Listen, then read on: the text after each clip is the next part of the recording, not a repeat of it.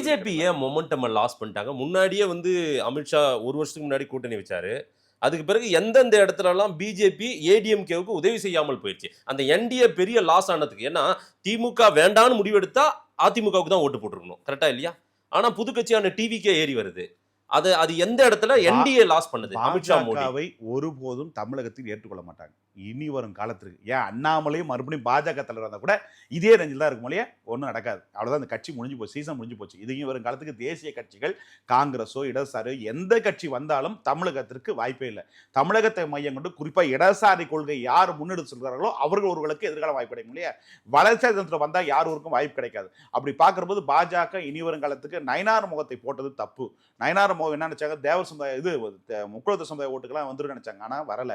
So vote trans ஆகலை. அது சொல்ல போனால் முக்குளத்து சமுதாயம் ஓட்டு 90,000 ஓட்டு இருக்கிற சாத்தூர் தொகுதியில் போராடி வந்தார். எப்போ நெருக்கி வந்தா தெரியும், இசைராஜா. அப்படி பார்க்குற ஓட்டு தோத்தாரு. சசிகலா வேட்பாளர். இந்த திருமங்கலத்தில் உதயகுமார் தோத்து காரணம் சசிகலா வேட்பாளர். இந்த மாதிரி சசிகலாவோட பிம்பம். இப்படி பல்வேறு வகையில் இன்டர்னல் ப்ராப்ளம் இருக்கிறதுக்கான தேர்தலுங்க.